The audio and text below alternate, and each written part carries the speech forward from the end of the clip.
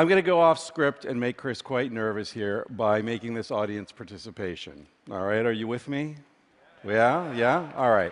So what I'd like to do is have you raise your hand if you've ever heard a heterosexual couple having sex. Could be the neighbors, hotel room, your parents, sorry. Okay, pretty much everybody. Now raise your hand if the man was making more noise than the woman. I see one guy there. It doesn't count if it was you, sir. All right. All right, so, okay, his hand's down, and one woman, okay, sitting next to a loud guy.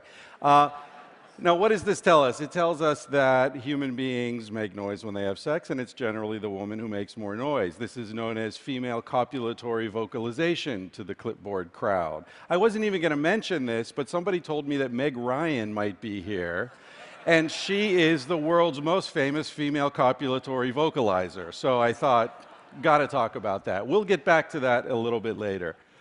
Let me start by saying human beings are not descended from apes, despite what you may have heard. We are apes. We're more closely related to the chimp and the bonobo than the African elephant is to the Indian elephant, as Jared Diamond pointed out in one of his early books. We're more closely related to chimps and bonobos than chimps and bonobos are related to any other primate, gorillas, orangutans, what have you. So we're extremely closely related to them. And as you'll see in terms of our behavior, we've got some relationship as well. So what I'm asking today, the question I want to explore with you today is, what kind of ape are we in terms of our sexuality? Now, since Darwin's day, there's been what Casilda and I have called the standard narrative of human sexual evolution. And you're all familiar with it, even if you haven't read this stuff. The idea is that as part of human nature, from the beginning of our species time, men have sort of leased women's reproductive potential by providing them with certain goods and services. Generally, we're talking about meat, shelter, status, protection, things like that, right? And in exchange, women have offered fidelity, or at least a promise of fidelity. Now, this sets men and women up in an oppositional relationship. The war between the sexes is built right into our DNA, according to this vision, right? What Casilda and I have argued is that, no, this economic relationship, this oppositional relationship, is actually an artifact of agriculture, which only arose about 10,000 years ago at the earliest. Anatomically, modern human beings have been around for about 200,000 years. So we're talking about 5% at most of our time as a modern, distinct species.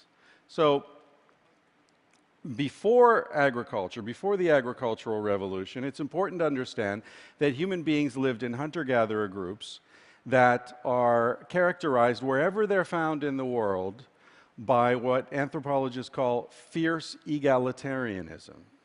They not only share things, they demand that things be shared. Meat, shelter, protection. All these things that were supposedly being traded to women for their sexual fidelity, turns out are shared widely among these societies.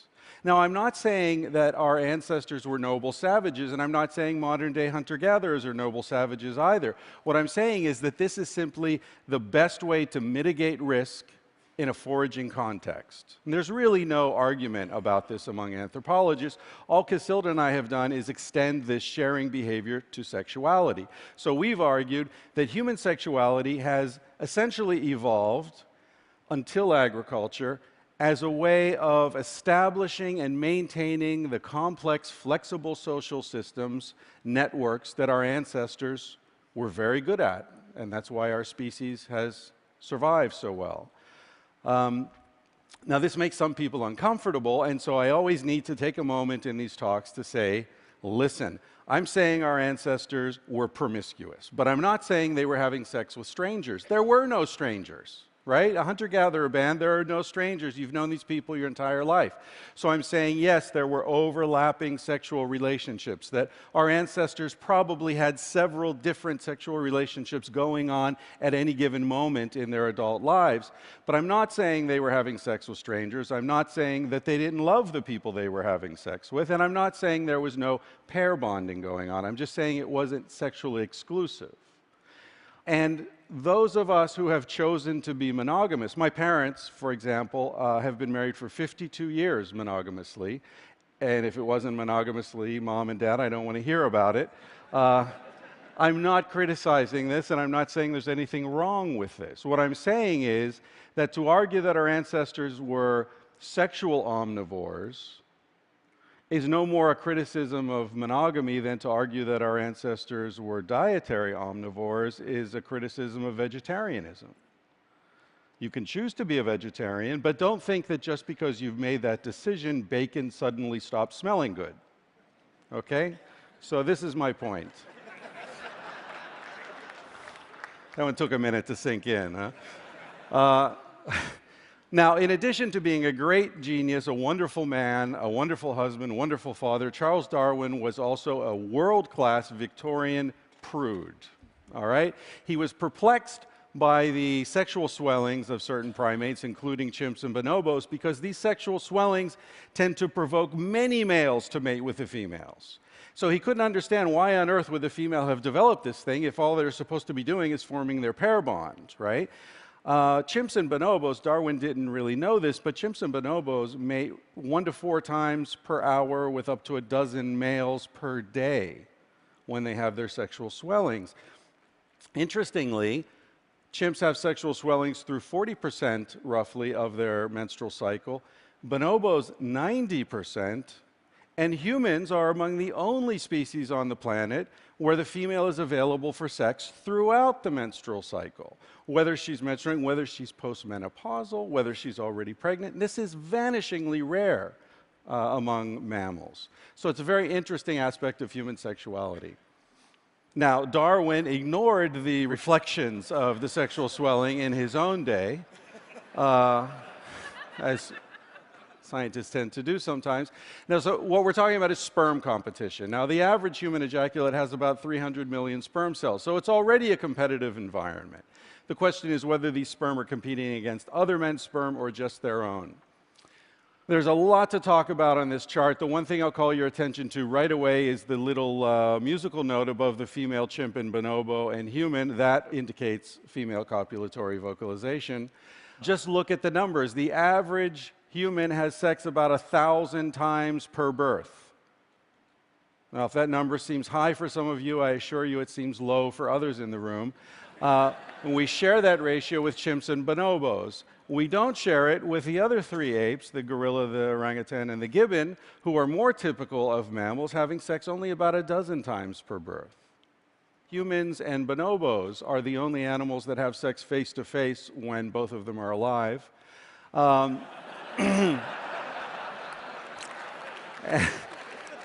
And you'll see that the human, chimp, and bonobo all have external testicles, which in our book we equate to a special fridge you have in the garage just for beer. If you're the kind of guy who has a beer fridge in the garage, you expect a party to happen at any moment, and you need to be ready. That's what the external testicles are. They keep the sperm cells cool so you can have frequent ejaculations. I'm sorry, it's true. The human, some of you will be happy to hear, has the largest, thickest penis of any primate. Now, this evidence goes way beyond anatomy. It goes into anthropology as well. Historical records are full of accounts of people around the world who have sexual practices that should be impossible given what we have assumed about human sexual evolution. These women are the most swole from southwestern China. In their society, everyone, men and women, are completely sexually autonomous. There's no shame associated with sexual behavior. Women have hundreds of partners, doesn't matter, nobody cares, nobody gossips, it's not an issue. When the woman becomes pregnant, the child is cared for by her, her sisters, and her brothers. The biological father is a non-issue. On the other side of the planet, in the Amazon, we've got many tribes which practice what anthropologists call partible paternity. These people actually believe, and they have no contact among them, no common language or anything, so it's not an idea that's spread, it's an idea that's arisen around the world. They believe that a fetus is literally made of accumulated semen. So a woman who wants to have a child who's smart and funny and strong makes sure she has lots of sex with the smart guy, the funny guy, and the strong guy to get the essence of each of these men into the baby, and then when the child is born, these different men will come forward and acknowledge their paternity of the child. So paternity is actually sort of a team endeavor in this society, right? So there are all sorts of examples like this that we go through in the book. Now, why does this matter? Edwin Wilson says we need to understand that human sexuality is first a bonding device and only secondarily procreation. I think that's true. This matters because our evolved sexuality is in direct conflict with many aspects of the modern world. The contradictions between what we're told we should feel and what we actually do feel generates a huge amount of unnecessary suffering. My hope is that a more accurate, updated understanding of human sexuality will lead us to have greater tolerance for ourselves, for each other, greater respect for unconventional relationship configurations like same-sex marriage or polyamorous unions, and that will finally put to rest the idea that men have some innate instinctive right to monitor and control women's sexual behavior. Thank you. And we'll see that it's not only gay people that have to come out of the closet. We all have closets we have to come out of, right? And when we do come out of those closets, we'll recognize that our fight is not with each other.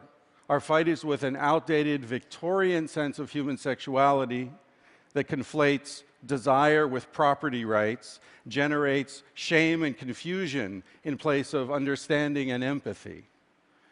It's time we move beyond Mars and Venus, because the truth is that men are from Africa and women are from Africa. Thank you. Thank you.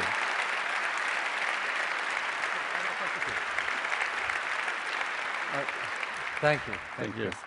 So, a question for you. It's so perplexing and trying to use arguments about evolutionary history to turn that into what we ought to do today. Sure. You know, I could give a talk and say, look at us. You've got these really sharp teeth and muscles and a brain that's really good at throwing weapons. And if you look at lots of societies around the world, you'll see very high rates of violence.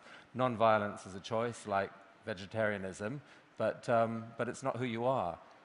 How is that different from the talk you gave? Well, first of all, the evidence for high levels of violence in prehistory is very debatable. So, but that's just an example. Certainly, you know, lots of people say to me, just because we lived a certain way in the past doesn't mean we should live that way now, and I agree with that. Everyone has to respond to the modern world. But the body does have its inherent evolved trajectories, right? And so you could live on McDonald's and milkshakes, but your body will rebel against that. We have appetites. I think it was Schopenhauer who said a person can do what they want, but not want what they want. And so what I'm arguing against is the shame that's associated with desires. It's the idea that if you love your husband or wife, but you still are attracted to other people, there's something wrong with you. There's something wrong with your marriage, something wrong with your partner. I think a lot of families are fractured by unrealistic expectations that are based upon this false vision of human sexuality. That's what I'm trying to get at. Thank you. Communicated powerfully. Thanks a lot. Thank you.